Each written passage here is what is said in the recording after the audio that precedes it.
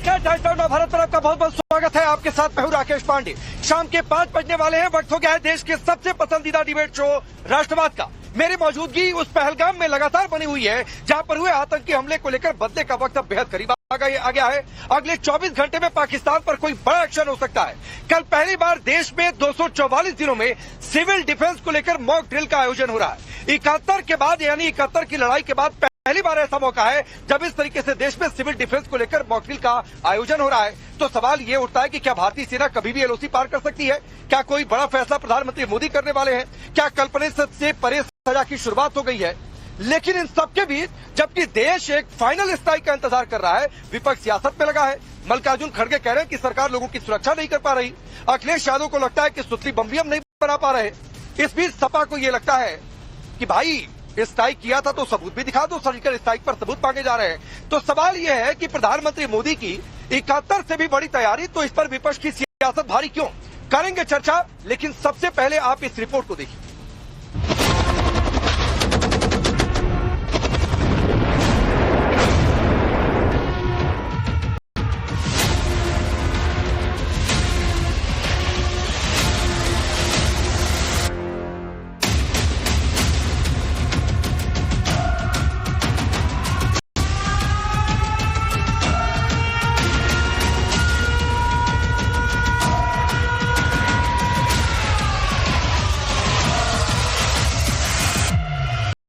लेने वाले नरेंद्र मोदी सरकार अब फुल एंड फाइनल एक्शन के मोड में है। मोदी सरकार की तैयारी इशारा कर रही है कि पाकिस्तान पर सैन्य हमला होने वाला है।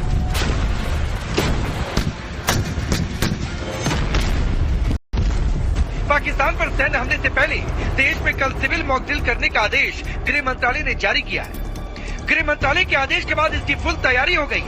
गृह मंत्रालय के निर्देश पर होने वाली इस मॉक ड्रिल का मकसद है युद्ध के हालात के समय अपनी तैयारियों को परखना। सरकार ने 5 बातों पर खास जोर दिया है। पहला, हवाई हमले की चेतावनी देने वाले सायरन को बजाया जाएगा। दूसरा, हमले के समय नागरिकों को खुद की सुरक्षा के लिए ट्रेनिंग दी जाएगी। तीसरा, मॉक ड्रिल के दौरान ब्लैकआउट किया जाएगा। चौथा, कारखानों और ठिकानों को हमले के वक्त छिपाया जाएगा।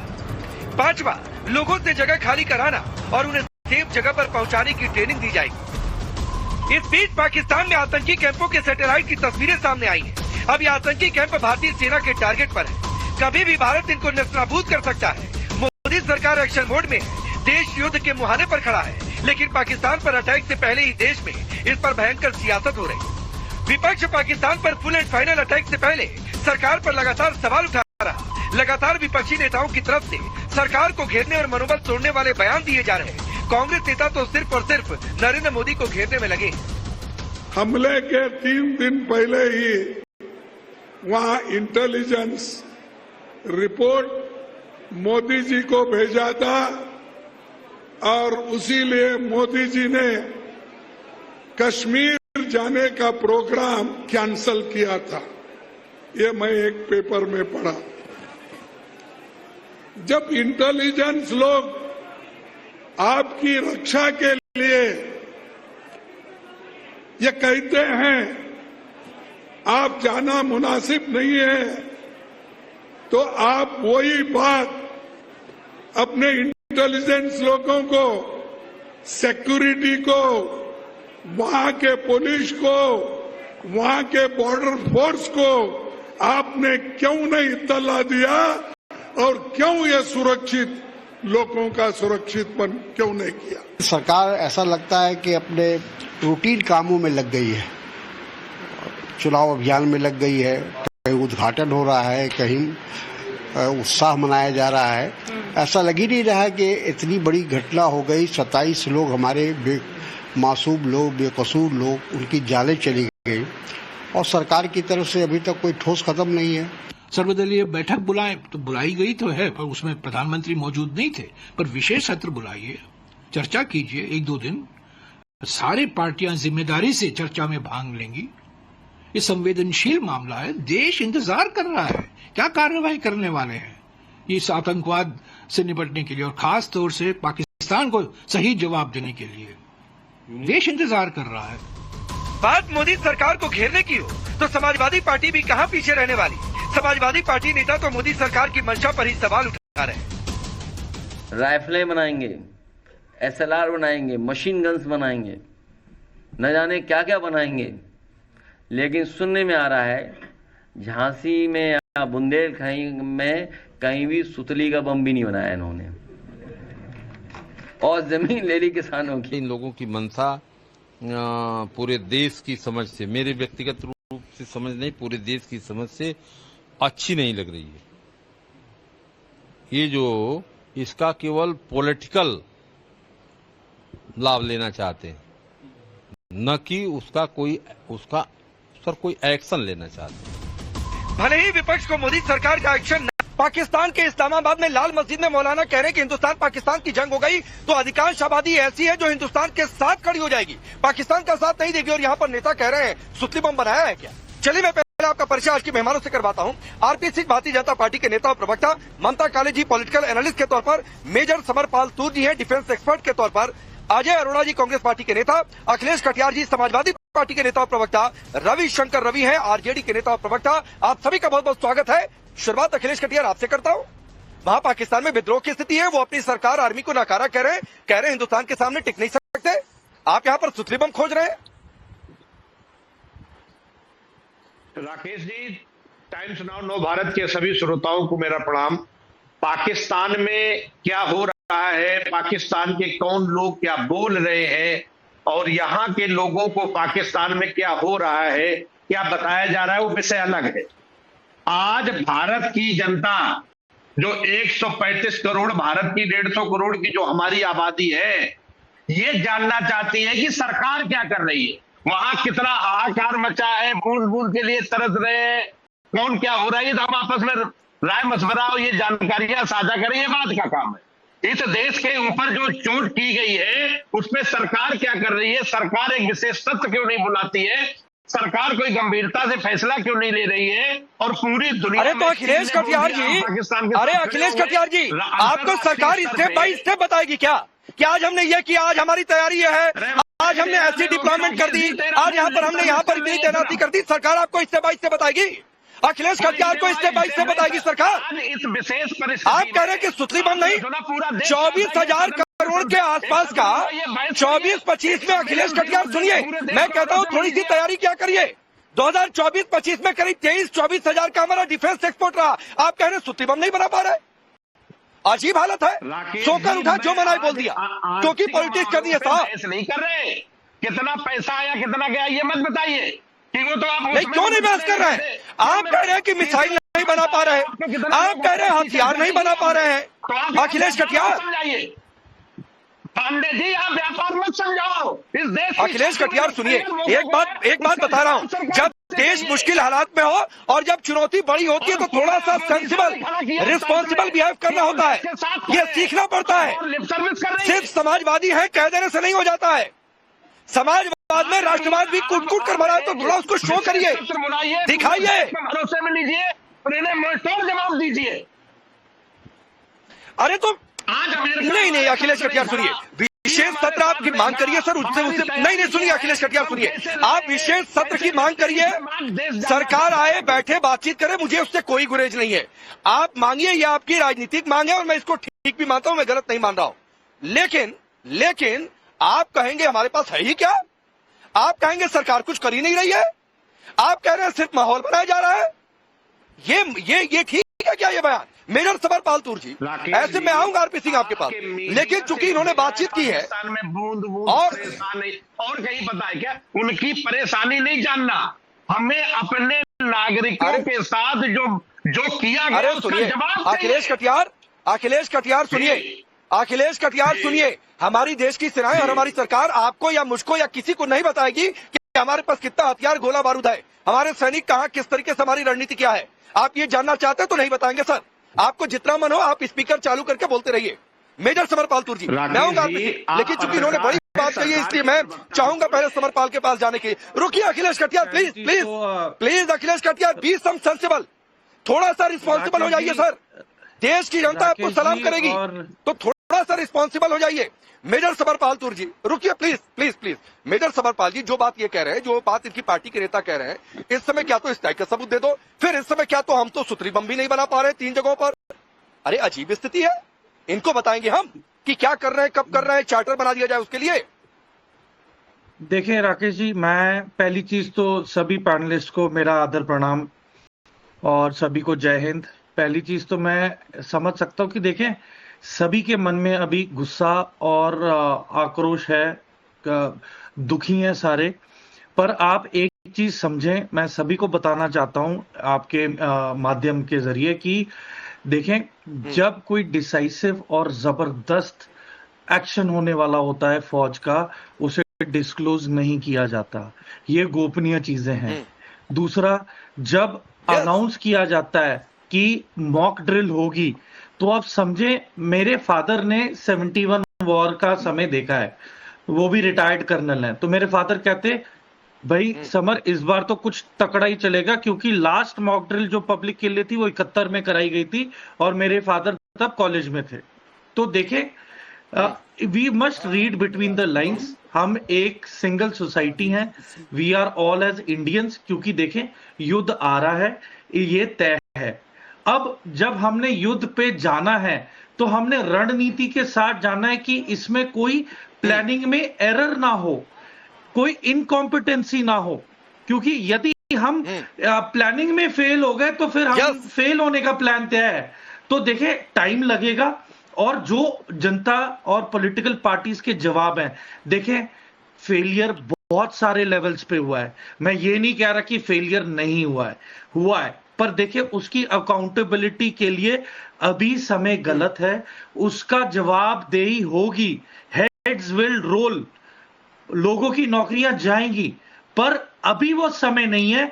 अभी एकजुट और एकता का समय है, हमें एक दूसरे के साथ चलना है और हमने अपनी फोर्सेस का ठीक बात है सर, आपकी बिल्कुल ठीक बात है मेजर। तो फिर मैं आपकी इस बात को लेकर यहीं से डिबेट को और आगे बढ़ाता हूं। मैं यहीं से डिबेट आगे बढ़ाता हूं और निश्चित तौर पर अकाउंटेबिलिटी फिक्स होनी चाहिए, नौकरियां जानी चाहिए, बर्खास्त किए जाने चाहिए वो लोग जिन्होंने चूक की है, जिन्होंने लापरवाही बरती है देश की सुरक्षा को लेकर। लेकिन अजय अरोड़ा, आपको स्टेप बाय स्टेप अभी अकाउंटेबिलिटी फिक्स करनी है या फिर पहले हिसाब किताब कर ले उसके बाद अकाउंटेबिलिटी फिक्स करनी है? देश एक कल सिविल डिफेंस का मॉक ड्रिल कर रहा है, 71 के बाद इतनी बड़ी तैयारी है और उसमें आप लोग जो मना है वो बोल देंगे। राकेश जी, मुझसे सवाल किया आपने? हाँ अजय अरोड़ा जी, आपसे। राकेश जी, सबसे पहले जय हिंद जय भारत।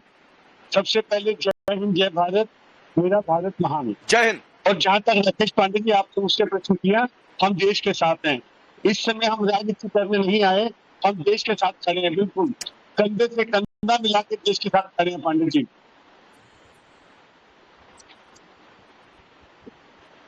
तो कहने से हो जाता है अजय अरोड़ा कि देश के साथ खड़े हैं, कंधे से कंधा मिलाकर खड़े हैं। आपकी पार्टी के अध्यक्ष आकर कह दे कि सरकार ने मरवा दिया लोगों को, आपकी पार्टी का कोई नेता आकर कह दे नहीं साहब हमें युद्ध नहीं चाहिए, आपकी पार्टी का कोई नेता उठकर आकर कह दे कि सबूत दे दो सर्जिकल स्ट्राइक का, ये कंधे से कंधा मिलाकर खड़ा होना होता है? नहीं राकेश जी, अगर हम विपक्ष में हैं तो हम प्रश्न तो करेंगे सरकार से, हम प्रश्न कर सकते हैं आंतरिक, हम आंतरिक। अरे प्रश्न करेंगे आंतरिक हम अजय अरोड़ा, ये प्रश्न नहीं है अजय अरोड़ा जी, ये प्रश्न नहीं है कि सर्जिकल स्ट्राइक का सबूत दे दो, क्या हुआ था ये पूछ लो, अकाउंटेबिलिटी पहले फिक्स कर लो, ये प्रश्न नहीं होता है, ये प्रश्न करने का तरीका नहीं है। जिन्होंने सर्जिकल स्ट्राइक की बात की थी, उन्होंने अपनी बात का खंडन कर दिया चन्नी जी ने। और जहां तक सर्जिकल की बात है, अगर कोई प्रश्न करता है तो उसका उत्तर सरकार ने दे दिया और चन्नी जी ने स्वीकार भी कर दिया इस बात को। और जहां तक तो राकेश पांडे जी हमारी कांग्रेस की बात है, अरे नहीं भाई, अरे नहीं ना अजय अरोड़ा सुनिए, ये नहीं होता है अजय अरोड़ा जी, ये नहीं होता है, सुनिए ये नहीं होता है भाई कि हम कहते कि पार्टी ने किनारा कर लिया।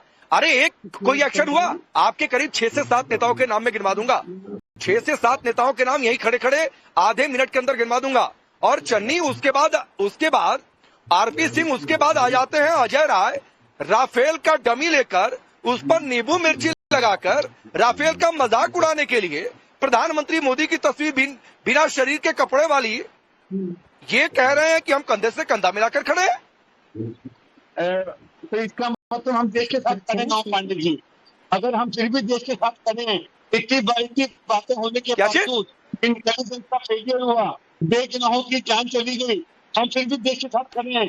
अजय अरोड़ा जी प्लीज सर सुनिए, अजय अरोड़ा जी सुनिए ना सर मैं कह रहा हूं ऐसे देश के साथ नहीं खड़ा हुआ जाता है। मैंने पहले कहा कि थोड़ा सा सेंसिबल, थोड़ा सा रिस्पॉन्सिबल होने की जरूरत है। पार्टी आला कमान ने कहा, सीडब्ल्यूसी में प्रस्ताव पारित हुआ कि पार्टी की लाइन ये है, उसके बाद अगर किसी नेता ने इधर दाएं बाएं किया तो निकालना चाहिए था, भले बाद में उस पर देखिए तुरंत एक्शन लेना चाहिए था कि ये समय नहीं है पॉलिटिक्स करने का, ये होना चाहिए था, तब पता चलता कि आप सेंसिबल है, रिस्पॉन्सिबल है। इस समय पर ऐसे क्राइसिस के समय में नहीं हो रहा है सर, ऐसा नहीं हो रहा है, ऐसा ना कोई फटकार लगी है, सिर्फ क्या तो पार्टी खारिज कर रही है। अभी रुकिए आरपी सिंह ऐसे देश के साथ खड़े होते हैं तब जबकि कल हम इतना बड़ा मॉक ड्रिल कर रहे हैं पूरे देश में 259 जिलों में। देखिए पूरा देश तैयार हो रहा है, पूरा देश अपने मानसिक तौर पर, शारीरिक तौर पर, आर्थिक रूप से अपनी तैयारी कर रहा है और कांग्रेस सेना का मनोबल तोड़ने में लगी हुई। कभी वो एक राफेल खिलौना बनाती है, उससे आके नींबू मिर्ची लगा देती है। कभी उनके नेता कांग्रेस वर्किंग कमेटी के चन्नी ने बयान अन्यथा दिया तो समझ लगता है। कांग्रेस वर्किंग कमेटी की ब्रीफिंग में उन्होंने बयान दिया, ब्रीफिंग करते समय बयान दिया कि हमें सर्जिकल स्ट्राइक के प्रूफ दो। हालांकि सच ये है कि आर्मी ने ऑलरेडी सर्जिकल स्ट्राइक के वीडियो पब्लिक कर दिए हुए हैं, परंतु फिर भी, और ये बहुत पहले कर दिए थे, परंतु फिर भी इनको तो सेना का मनोबल तोड़ना ही तोड़ना है। इनको वह सब कुछ करना है जिससे पाकिस्तान को सुविधा हो, जिससे पाकिस्तान को लाभ मिले। और ये कहते हैं कि 26 लोगों की हत्या हुई, उसके लिए सरकार ने ऑलरेडी जो मीटिंग हुई उसमें मान्य किया ना कि कहीं ना कहीं फेलियर हुआ है, परंतु उसकी चिंता कर रही सरकार। एनआईए इस पर ऑलरेडी जांच कर रही है और जांच के बाद जो लोग दोषी होंगे उनके खिलाफ कार्रवाई होगी। परंतु 4,466 लोगों की हत्या हुई 10 साल में यूपी के राज में, 4,466 की। कभी दिल्ली में, अजमेर में, पुणे में, बेंगलोर में, अहमदाबाद में, कोई एक शहर बचाओ देश का जहां पर बम ब्लास्ट नहीं होते थे। तो आपने कितनी बार इसको मान्य किया, हम तो फिर भी मान रहे हैं, परंतु आपने कितनी बार एक्शन भी लिया उसके ऊपर? कोई एक्शन बता दीजिए। एक्शन क्या होता था कि शर्मल शेख में जाकर कहते थे, शर्मिंदा करते थे देश को ये कहकर कि नहीं पाकिस्तान भी बेचारा देश है। मनमोहन सिंह जी ने कहा था ना, पाकिस्तान भी बेचारा देश है, पाकिस्तान भी आतंकवाद से ग्रस्त है, पाकिस्तान में भी आतंकवाद है और इसलिए हमको पाकिस्तान के साथ खड़ा होना चाहिए। जो देश दुनिया भर में आतंकी भेज रहा हो उसके साथ आतंकवाद में खड़े होने की बात करते थे मनमोहन सिंह जी। तो आपका एक हिस्ट्री और बैकग्राउंड है, परंतु इस समय मेरा हाथ जोड़कर विनती है आपसे, कांग्रेस के नेताओं सबसे, कि इस समय सेना का मनोबल मत तोड़िए। इस समय सेना के साथ खड़े होकर दिखिए और कुछ भी ऐसा बयान या कुछ भी ऐसी हरकत मत करिए जिससे सेना के जो जवान नहीं, ठीक है। और मैं कह रहा हूं कि कोई ऐसा बयान देने की जरूरत नहीं है कि पाकिस्तान के चैनलों में हेडलाइन बन जाए, पाकिस्तान के नेता कहीं जाकर इंटरनेशनल फोरम पर कि देखो उनके तो देश के लोग ही ऐसा बोल रहे हैं, हम कहाँ कुछ कह रहे हैं, हुआ ही नहीं था कुछ, किया ही नहीं था कुछ। मैं आ रहा हूं रविशंकर रवि, एक बात मुझे बताइए भाई, ये कल जो सिविल डिफेंस का मॉक ड्रिल है, आप लोगों को उसमें सहयोग देना है या फिर आप लोगों को पॉलिटिक्स करनी है या फिर आप लोगों को सबूत चाहिए या फिर आप लोगों को चार्टर चाहिए कि स्टेप बाय स्टेप सरकार बताए कि क्या कर रही है? सबसे पहले तो मैं आपसे ये चाहूंगा कि मैं जो जवाब दूंगा तो मेरी समय सीमा तय कर दीजिए कि मुझे इतने समय में बोलना है और बीच में इंटरप्ट ना किया जाए। मेरी आवाज आ रही है आप तक? मैं कह रहा हूं राकेश जी कि मेरी समय बिल्कुल आ रही है। रविशंकर रवि आप बोलिए, जहां तक मुद्दे पर रहेंगे मैं बिल्कुल बीच में नहीं आऊंगा सर, चार्टर नहीं होता है कोई, बोलिए, आपकी पूरी बात आने दी जाएगी, आप बोलिए सर। जी, सबसे पहले तो हम लोग मॉक ड्रिल के फेवर में हैं, इसमें कोई बात नहीं है। ये देखिए कोई कबड्डी का खेल नहीं चल रहा है, ये एक युद्ध की स्थिति है और यहाँ पे कबड्डी करके एक दूसरे के पाले में आए गए ऐसे नहीं होगा। ये एक युद्ध की स्थिति है, इसके दूरगामी परिणाम होते हैं और कोई वहां पे हमारी पूरी सेना का मसला है, वो लड़ने जाएंगे, उनका मसला है, हमारे संसाधनों का मसला है, इसमें कई चीजें शामिल हैं और सरकार को भी ये चाहिए कि सुरक्षा विशेषज्ञों के साथ और विपक्षी दलों के साथ भी परामर्श करें और उचित सुझाव के साथ एक स्ट्रेटेजी डिवाइस करें। ये मैं पहले भी आपके चैनल पे बोल चुका हूं, आज दोबारा कह रहा हूं। जहां तक सेना के मनोबल टूटने का प्रश्न है, ये मुझे लगता है कि इस तरह की कोई बात नहीं है और सेना का मनोबल तो अग्निवीर से भी टूटेगा। सेना का मनोबल तो उसी क्षेत्र में जहां पे ये आतंकवादी घटना घटी है, उसी क्षेत्र में पिछले 2 साल से हमारे छिटपुट घटनाओं में सेना मारे जा रहे थे, तब सरकार नहीं जगी, इससे भी हमारा मनोबल टूटता है।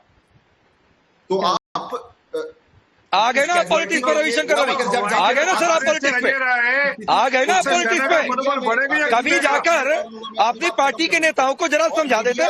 मीडिया को आक्रामक होने से, मीडिया के एनिमेशन नहीं आप आ गए पॉलिटिक्स पर। शुरुआत आपने ठीक पीच पर की, लेकिन आ गए आप पॉलिटिक्स पर घूम फिरा के। नहीं है, ये एक संवेदनशील मसला है, ये एक ऐसी परिस्थिति है जहां हम सब लोगों को अरे तो आक्रामक होंगे रविशंकर रवि जी, मेरे आक्रामक होने से आपको दिक्कत है तो सर आप अपनी दिक्कत अपने पास रखे रहिए। अगर मुझे ये लगता है, और मुझे नहीं पूरे, मैं आपको नहीं कह रहा हूँ राकेश जी, मैं इन जनरल कह रहा हूँ। तो सर इन जनरल मत कहिए, पूरा मीडिया का तो रविशंकर रवि मेरे सामने इन जनरल मत बोला करिए। आप मेरे सामने बैठे हैं, मेरी बात करिए। चौक चौराहे कहीं और की बात उनके सामने जाकर करिएगा सर। ना मेरे सामने इन जनरल बात नहीं, मेरे सामने इन जनरल बात नहीं। मैं ये कह रहा हूं कि इस समय रविशंकर रवि कोई ऐसा बयान नहीं आना चाहिए। आपकी पार्टी का भी नेता है सुधाकर सिंह, उन्होंने पूछा सरकार कुर्सी पर बैठी क्यों है, कभी कुछ नहीं रही है। आप यहाँ पर बैठकर कह रहे हैं कि हम सिविल डिफेंस में मॉकड्रिल में सपोर्ट करेंगे, आनी चाहिए कि देश पूछा क्यों बोला, भावना फैले। हाँ ये जो जिम्मेवारी है ये दोनों पक्ष नहीं होता है ना। ममता जी, चलिए ममता काले को लाता हूं। ममता काले जी, रविशंकर रवि ने पिच ठीक पकड़ी, उसके बाद आगे घूम फिरा कर अपनी पॉलिटिक्स पर। सुधाकर सिंह ने क्या कहा, चंद्रशेखर ने क्या कहा, इन्हीं पार्टी के नेता हैं, गठबंधन है, कांग्रेस के नेताओं ने, आधा दर्जन से ज्यादा नेताओं ने क्या कह दिया, कोई जवाबदेही नहीं। क्या तो हम बोलेंगे नहीं? सपा के नेताओं ने क्या कह दिया, हम बोलेंगे नहीं? यहां पर आकर ज्ञान की बातें करा लो। जी बहुत बहुत धन्यवाद राकेश जी।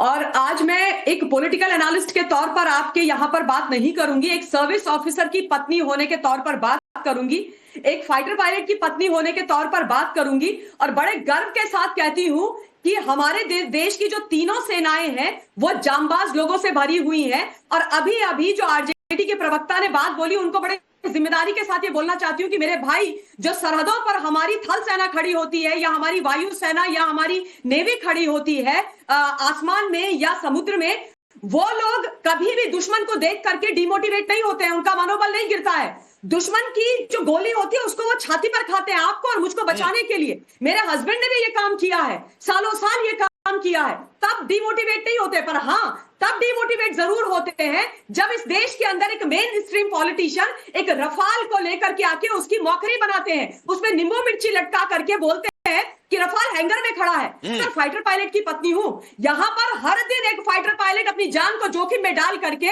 हवा में उड़ता है, सॉटी करते हैं वो लोग, है ना। और इसीलिए करते हैं ताकि आप और मैं सुरक्षित रह सके। आपको क्या लग रहा है, गुड्डा गुड्डी का खेल है क्या ये? अजय राय जी ने जो किया है वो बड़ा शर्मनाक है, और मुझे ये लगता है कि उनको देश से जाकर के माफी मांगनी चाहिए। और मैं अजय राय जी से, राकेश जी, आपके चैनल के माध्यम से ये कहना चाहती हूँ कि बी माय गेस्ट, मैं आपका एयरफेयर दूंगी, जाइए किसी फाइटर बेस पे जाइए इंडियन एयरफोर्स के, और देखिए कि कैसे रफाल काम करते हैं और रफाल से क्या काम हो रहा है। नहीं अच्छी नहीं है। उसके ममता जी 30 सेकंड सवाल लूंगी।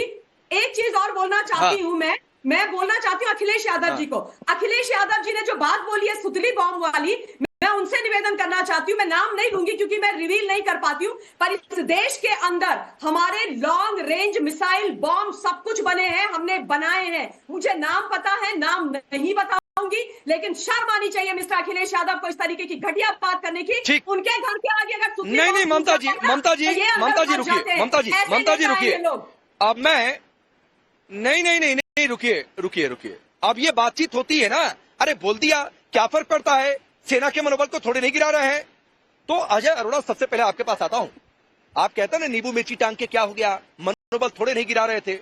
तो भाई एक बात देखिए, फौजी और उनका परिवार दोनों ही उतना सम्मान के काबिल है और मनोबल किसी का नहीं गिरना चाहिए। तो आप यहां पर देखिए ममता काले के मन पर क्या बीत रही है। मैं तो आज मेरी जानकारी में आया कि ये एक फौजी परिवार से हैं, इनके पति सेना में है, तो इनके लिए सम्मान और बढ़ गया। लेकिन क्या आप माफी मांगेंगे कि ममता काले के मन पर क्या बीत रही है? आकर डमी राफेल लेकर नींबू मिर्ची लटका कर आ जाएंगे? माफी मांगेंगे अजय अरोड़ा, माफी मांगेंगे अखिलेश कटिया, और अब बोलेंगे क्या रविशंकर रवि? चलिए सबसे पहले अजय अरोड़ा बताइए। राकेश पांडे जी, ममता काले जी के परिवार के बारे में शुरू से मैं जानता हूँ, मेरी छोटी बहन है और इनका मैं आदर करता हूँ, और जिस प्रकार से इनके पति सेना की सेवा कर रहे, देश की सेवा कर रहे, हम उनके साथ हैं। जहां तक आपने कहा मनोबल तोड़ा, हमने मनोबल नहीं तोड़ा बिल्कुल भी। हमने तो कहा सेना सर्वोपरि है, हमारी देश की सेना कमजोर नहीं है। नहीं। हमने तो इंटेलिजेंस में सवाल अजय अरोड़ा जी, अजय राय डमी राफे पर नींबू मिर्ची लटकाकर आ गए, उसका बुरा लगा ममता काली जी को। आप क्या कहेंगे इस पर? मजाक उड़ाएंगे ऐसे? मैं यही तो पूछ रहा हूं आपसे। देखिए, हमने राफेल की, जब राफेल की बात मैं बता दूं कि तकनीकी में बात की हमने तो सिर्फ सरकार के राफेल का रेट करा हमारी कांग्रेस पार्टी ने कि प्रश्न उठाया था कि जिन रेटों पे तय किया था राफेल वो महंगा है, उसकी तकनीक की हमने बात नहीं की, बिल्कुल भी उसकी तकनीक पे हमने बात बिल्कुल नहीं की। ये गलत हो रहा है अजय भाई। नहीं सर, राकेश जी, मैं एक चीज, मेरा सम्मान करते हैं, लेकिन अगर रफाल पर इस प्रकार की आप बात करेंगे तो आप हर वायु सैनिक का मनोबल तोड़ रहे हैं, हर फाइटर पायलट का मनोबल तोड़ रहे हैं। आप और मैं, आप सब लोग, हम सब लोग घर में बैठे रहेंगे, यही लोग हैं जो सरहद में जाएंगे और लड़ाई लड़ेंगे, दुश्मनों से लोहा लेंगे, लेते रहे हैं, है ना। चाहे कोई सी भी लड़ाई हो, 65 की हो, 71 की हो, 99 की हो, एयर स्ट्राइक हो, सर्जिकल स्ट्राइक हो, इन लोगों ने ही लड़ाई लड़ी है। तो फिर अगर हम इनका मनोबल गिराते हैं अपनी गंदी घटिया राजनीति के लिए, तो ये तो अच्छी बात नहीं है ना। अजय राय जी को क्या पता है फाइटर फ्लाइंग के बारे में? कितनी फाइटर फ्लाइंग देखी है? मैं कह रहा हूं देश की सारी पार्टियां ममता काली जी की बात को सुने, आज सुने। लोग कहते हैं ना क्या फर्क पड़ता है, रुक जाइए। मेजर समरपाल तुर जी, क्या मेंटेलिटी पर फर्क पड़ता है, क्या मनोदशा पर फर्क पड़ता है अगर इस तरीके की टिप्पणियां आती हैं? ममता काली जी की बात बताने के लिए काफी है, लेकिन मुझे पूरा विश्वास है उसके बावजूद सर हमारे देश की राजनीतिक पार्टियां सुधरेंगी नहीं, इस तरीके के बयान आते रहेंगे। नहीं राकेश जी, एक चीज देखें, अब सबको इकट्ठा होना पड़ेगा। देखें इजराइल की हालत, देखें वो देश किसी भी कोने से सुरक्षित नहीं है। आज की तारीख में इतने सारे रोज मारे जा रहे हैं, चाहे वो हमास के खिलाफ ऑपरेशन कर रहे हैं तब भी उन पे नुकसान हो रहा है। तो देखें, जो भी आप टिप्पणी अब देंगे, this is history in the making. हमें जिम्मेदारी से अपने बयान देने हैं, और ये ना भूलें कि हमारे जो यंग बच्चे हैं, हमारे खुद के घर में जो बच्चे हैं, वो यही रिकॉर्डिंग आने वाले 5 साल या 10 साल में देखेंगे और वो जज करेंगे कि मेरा बाप मेरे देश के साथ था ही नहीं जब लड़ाई छिड़ी थी, वो डिमोरलाइज कर रहा था फौज को। तो देखें, आपको देखें, पॉलिटिकल लड़ाई अलग है। अब वो पॉलिटिकल डिफरेंसेस साइड रखें। देखें, अब जब बम गिरेंगे वो ये नहीं पूछ के गिरने वाले कि कौन सी पॉलिटिकल पार्टी से है। नुकसान सबका होगा, इकट्ठा होगा। तो हमें अब यही टाइम है इकट्ठे होने का। अगर हम ही नहीं रहेंगे तो आगे का कोई मतलब नहीं है। तो हमें अभी जितना भाईचारे के साथ एक दूसरे की मदद करें, लोकल एडमिनिस्ट्रेशन की मदद करें और मॉक ड्रिल पे ज्यादा फोकस करें। ठीक सर, आपने एक बात कही मेजर समरपाल तुर, भाईचारा एक शब्द का इस्तेमाल किया, और मुझे बयान याद आ गया अखिलेश कटियार, आपके नेता प्रतिपक्ष हैं उत्तर प्रदेश में, लाल बिहारी यादव, वो कह रहे हैं कि दोनों देशों को आपस में भाईचारा बनाकर रखना चाहिए। मतलब आप ये चाहते हैं कि आतंकी भेजने वाले मुल्क से हम भाईचारा बनाएं? नहीं राकेश जी, दो बातें आपके कई पैनलिस्टों ने भी बोला। उत्तर प्रदेश में 10 साल पहले किसानों की जमीन डिफेंस कॉरिडोर के नाम पे ली गई, आज तक वहां पे एक भी काम नहीं हुआ। वो किसान पूछते हैं अखिलेश कटियार जी सर, अभी किसानों पर नहीं सर, प्लीज कुछ तो बना लेते सर। सुनिए अखिलेश कटियार, ये बोलिएगा, मैं सुनूंगा। नहीं मैं सुनूंगा, पहले भाईचारे वाले पर आइए, मैं सुनूंगा अखिलेश कटियार आपकी इस बात को, आपके इस भाषण को मैं सुन लूंगा। ठीक है, MKU का बहुत बड़ा प्रोजेक्ट है, मैं सुन लूंगा। कंपनी बहुत सारी कंपनी है, उनके सबके प्रोजेक्ट हैं। अकेली एक कंपनी नहीं, आप डिफेंस कॉरिडोर जाके देखिए। मैं गया हूँ। हाँ ठीक है, अखिलेश कटियार सुनिए, अखिलेश कटियार, वहाँ पे काम चल रहा है, वहाँ पे एमिनिशन बन रहा है, बहुत सारी चीजें हो रही हैं। पर आप समझे, अगर हम इतनी सेंसिटिव के बारे में बात करने लगे टीवी पे, तो हम दुश्मन की मदद कर रहे हैं। मैं आपसे दरख्वास्त कर रहा हूं कि हमें इन इलाकों के बारे में नेशनल टेलीविजन पे जिक्र नहीं करना चाहिए। ये पोटेंशियल टारगेट्स हैं दुश्मन के, नहीं करना चाहिए। जहां तक कि वहां पे प्रोडक्शन और काम की बात आती है, उधर काम चल रहा है। और अगर आप मेरी बात का भरोसा नहीं कर रहे, आप कानपुर जाएं आपका और बड़ा देखें। सम्मान करता हूं, मैं उसी क्षेत्र से आता हूं सर। सुनिए, मैं आता हूं बीच में, सुनिए अखिलेश कटियार, सुनिए, अरे सुनिए ना सर, प्लीज सुनिए, मैं बाहर हूं, मैं देख नहीं पाऊंगा, सुनिए अखिलेश कटियार, सुनिए अखिलेश कटियार सुनिए। एक तो मेजर समर पालतू ने क्या स्ट्रेटेजिकली पॉइंट कहा, वो आपको सुनना और समझना चाहिए। सुनिए, आपको स्ट्रेटेजिकली सुनना और समझना चाहिए। दूसरी बात है, डिफेंस कॉरिडोर सफल है नहीं है, कितनी कंपनियां आई, सर कभी चर्चा कर लेंगे। आपको और ज्यादा चाहिए, लिखित प्रश्न दे दीजिए सरकार को, आप दे दीजिए, जवाब मांग लीजिए संसद में। आपकी पार्टी के तो कई सांसद हो गए हैं। मैं फिर सवाल पर आता हूं, भागिएगा नहीं सवाल से, क्योंकि फिर मैं बोलने नहीं दूंगा, आपको बता रहा हूं। आपकी पार्टी के नेता ने कहा है कि दोनों देश आपस में भाईचारा बनाकर रहें। आप चाहते हैं आतंकी भेजने वाले मुल्क से भाईचारा बने? नहीं, मैं उनका भाईचारा नहीं, पाकिस्तान से हम भाईचारा नहीं चाहते। ये जो जेडी वेंस हमारे यहाँ उपराष्ट्रपति थे जब इस देश में हमला हुआ, ये वो भी कह रहे थे कि आप जो है उनके खिलाफ कोई कार्रवाई नहीं कर सकते, आप आत्मरक्षा में कार्रवाई करें। ट्रंप साहब का बयान आया तो भाई हम नहीं चाहते, हम तो भाई अभी जेडी वेंस के पीछे जाकर मत छिपिए। अखिलेश कटियार, जेडी वेंस के पीछे जाकर मत छिपिए। आपकी पार्टी के लाल बिहारी यादव जाकर ट्यूशन नहीं लेते हैं जेडी वेंस से, आई बात समझ में? तो जेडी वेंस के पीछे जाकर मत छिपिए। एक लाइन में कहने की हिम्मत जुटाइए। सुनिए सरकार की अखिलेश कटियार सुनिए,